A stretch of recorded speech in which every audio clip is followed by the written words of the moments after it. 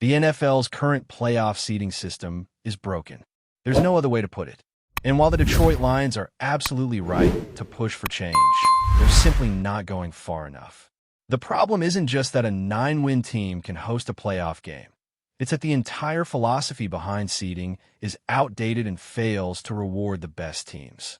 If we're serious about making the playoffs more fair, more competitive, and honestly, just more logical, then we have to go beyond halfway measures.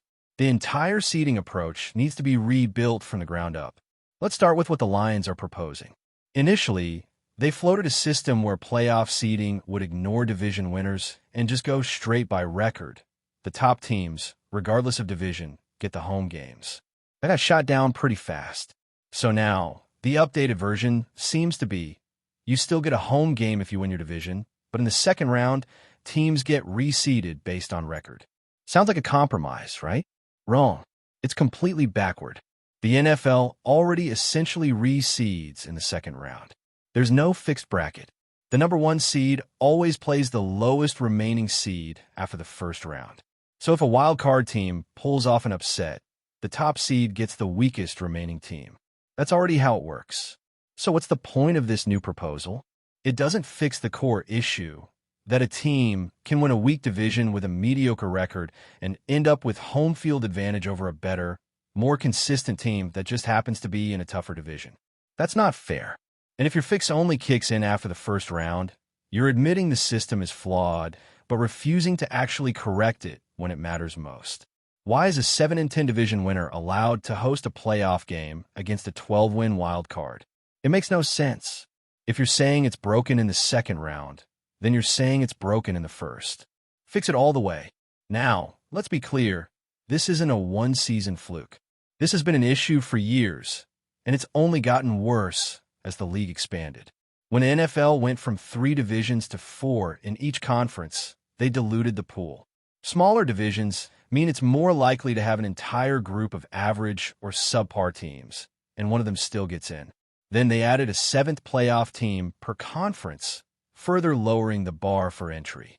That 7th team almost never has a record as strong as the 6th or 5th seeds would have had in the old format. So we've got more teams getting in with worse records and divisions being won by default rather than by dominance. Let's rewind to last year for an example. The NFC had a mess of mediocre teams floating around, but the most absurd part was seeing strong wild-card teams go on the road to face weaker division champs. The Minnesota Vikings, who went 14-3, should never be in a situation where they're traveling to play a 10-win team from a soft division. Same goes for the Packers or Commanders, who both had double-digit wins but had to fight uphill just because they didn't win their division. That's not a playoff reward. That's a punishment for playing in a competitive group. Here's the simple solution that actually makes sense. Winning your division guarantees you a playoff spot. That's it. Not a home game. Not a top 4 seed. Just a seat at the table. From there, we seed the entire conference based on record. You win more games, you get the higher seed. It's clean, it's fair, and it still keeps the importance of division rivalries intact. You still want to win your division because it's your best shot to get in. But if you don't win enough games, you don't get rewarded with home field advantage. That's the way it should be. This system isn't just theoretical. It would have made a real difference last season. Under this approach, the NFC playoff seeding could have looked like this. The Lions as the top seed, the Eagles second, the Vikings third, then the Commanders, Packers, Buccaneers, and Rams. That setup not only rewards the best teams, it also gives us better matchups. Vikings versus Buccaneers in Minnesota, Commanders hosting the Packers. Those are compelling games that reward the right teams. The current system had the Bucs, a 10-win team, hosting a stronger opponent simply because they won a weak division. That's nonsense. And this would have benefited the Lions too. They were one of the best teams by record, but because they didn't win the division, they were stuck in a wild card spot. Under the proposed system, they would have been seeded based on their performance over the season, not some arbitrary division result. It's not about fixing the rules for one team. It's about fixing the rules for everyone. This also solves another big issue: Week 18 becoming meaningless for some teams. Right now, you've got situations where teams with fewer wins can rest their starters in the final week, because their division is locked up, while better teams are still grinding to the end just to have a shot at a road game. That's upside down. You should have to earn the right to rest, and that should come from having one of the best records, not just being the least bad team in a weak group. Think about the ripple effect this has on competitiveness. If you know that every win matters for seeding, you're not coasting in Week 18. You're pushing to the final whistle. That makes games more exciting, it improves the product for fans, and it keeps the spirit of competition alive. Right now, the incentive structure is broken. Fix the seeding, and you fix a lot more than just the brackets. And don't give me the argument that divisions wouldn't matter anymore. They still would. You still have to win your division to secure your place. It just wouldn't mean you get to host better teams anymore. That's not a loss. That's progress. Rivalries, scheduling, and regional pride still matter. But what matters even more is fairness. This league is built on the idea that what you earn on the field matters most. So why are we ignoring that when it comes to playoff seeding? What we have now is a system that pretends division winners are all created equal, when in reality, they're not. Some divisions are brutal, with 3 or even 4 legit playoff caliber teams. Others are train wrecks. It's not fair to treat those champions the same when one had to fight through a gauntlet and the other just stayed upright while everyone else stumbled. That's why the current seeding doesn't reflect the real strength of the teams, and that's why it needs to be overhauled. Even the NBA has moved in this direction. They used to guarantee top seeds to division winners, but then they realized it wasn't fair and adjusted. Now, seeding is about record, not geography. The NFL should do the same. Keep the divisions, keep the rivalries, keep the intensity, but stop pretending that all division titles are created equal. They're not. Reward the best teams, not the best of the worst. And look, this isn't about hurting small market teams or favoring the big brands. If anything, a straight seeding system helps the underdogs who have strong seasons. If a team like the Commanders or the Lions puts together 12 or 13 wins, they deserve a home game, regardless of their division situation.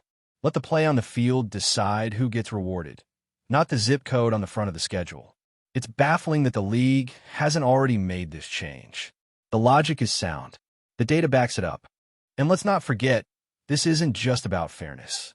This is about protecting the integrity of the postseason. Every team in the NFL grinds for 17 games, putting bodies on the line every week. At the end of that road, the teams with the best performances, not just the easiest schedules or weakest opponents, should be the ones with the clearest paths to a championship. That's what sports are supposed to be about. But right now, we've got a system where division mediocrity gets rewarded and legitimate contenders get punished. That's backwards. That's broken. And it's time to fix it. Not halfway. Not in the second round. Not by tinkering with brackets. Fix it from the start. Seed the playoffs by record. Guarantee spots to division winners. And let the best teams play where they've earned the right to play, at home. I'll stop here for now, and then we'll get into how this playoff chaos connect to the Packers' own situation, their front office decisions, and the synergy we're seeing now like never before in Green Bay. While the playoff seeding debate rages on, it naturally brings us back to the Green Bay Packers, and not just because they've been directly impacted by this broken system in recent years. The real story now is how the Packers, as an organization, are operating with a level of clarity, communication, and synergy that we haven't seen in years, maybe decades. It's not just about how they're dealing with competition at key positions or managing contract negotiations. It's about how every layer of the organization, from the front office to the coaching staff, seems to be pulling in the same direction. And that unity is quietly becoming one of the team's biggest strengths. Take the case of Zach Tom. This guy is arguably one of the most reliable and versatile offensive linemen in the league right now. The Packers know this. The coaches know this. The fans know this. And yet, when offensive coordinator Adam Stenavich made a comment about competition at both tackle spots, it raised some eyebrows. Does this mean Zach Tom is being pushed out? Of course not. But it does mean the Packers are sending a message. No one's role is guaranteed, and competition is how we get better.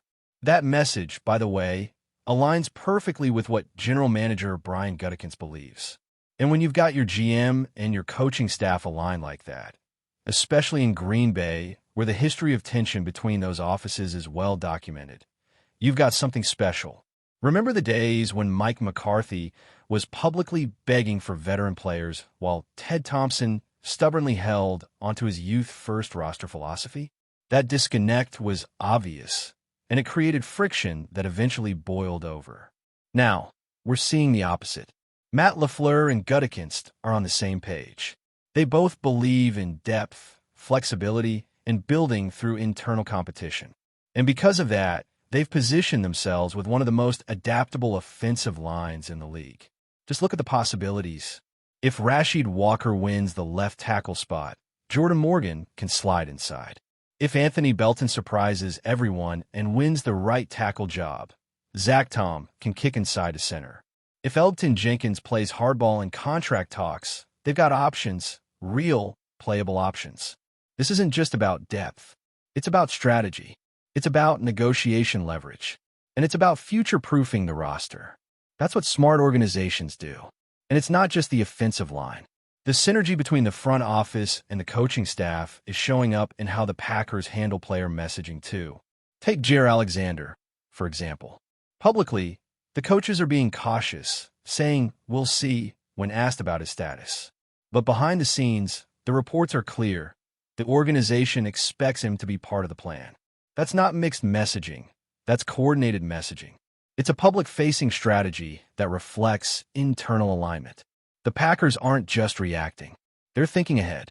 Even the proposed rule change regarding the infamous tush-push is part of this broader shift in organizational identity. The Packers, through Mark Murphy, are helping lead the charge to change how the quarterback sneak is officiated and executed. And they're not doing it out of spite for the Eagles' success with the play. They're doing it because they believe in the integrity of football. They believe that if you're going to move the ball, it should be because of skill, strength, and execution, not because you can push or pull a guy into the end zone like it's a rugby match. That's not football. That's a loophole, and the Packers are right to want it closed. So now we have a team that's not only preparing its roster with flexibility and purpose, but also taking a stand on how the game itself should be played. That's leadership. That's vision. And it stands in stark contrast to the disjointed, reactive ways we've seen teams operate in the past. The Packers have built a culture where every move has intent. Every player acquisition, every position battle, every coaching decision, it's all part of a larger plan. The takeaway here isn't just that Zach Tom might move to center or that Anthony Belton might win a tackle job. The takeaway is that the Packers are ready for whatever scenario unfolds. They have contingencies. They have options. They're not clinging to one rigid idea of what their lineup has to be. They're flexible, adaptable, and forward-thinking. That kind of preparation doesn't guarantee a championship, but it absolutely increases your chances. This is what synergy looks like. And if the rest of the league isn't paying attention to how Green Bay is operating right now, they should be, because this is how modern NFL franchises win. Not just with talent, but with alignment, communication, and a unified vision. But before we continue, don't forget to subscribe to our channel and hit the like button on this video. Your support helps us keep bringing you the latest updates on the Green Bay Packers. And don't forget to share your thoughts on the news in the comments below. In a move that has shaken the NFL to its core, the Green Bay Packers have landed one of the most dominant defensive forces in the league, T.J. Watt. The former Pittsburgh Steelers linebacker, known for his relentless pressure, explosive speed, and elite pass-rushing abilities, now joins a Packers squad hungry for a return to Super Bowl glory. For years, Green Bay has relied on offensive firepower, but with what anchoring the defense, the narrative is about to change. Watt's arrival signals a new era at Lambeau Field.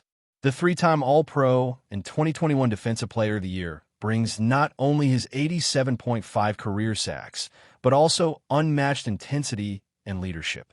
He transforms the Packers' defense overnight, giving them a true game-changer off the edge. His ability to disrupt offenses single-handedly will relieve pressure on the secondary and open up opportunities for teammates to thrive. For Packers fans, this is the kind of blockbuster move they've dreamed of. In recent seasons, defensive inconsistencies have haunted Green Bay in key playoff moments. With Watt in green and gold, The team now boasts one of the league's most feared defensive front sevens. That's it for this update. If you enjoyed the video and want to keep receiving exclusive news about the Green Bay Packers, please subscribe to our channel and give this video a like. We always look forward to hearing your comments and opinions. See you in the next video.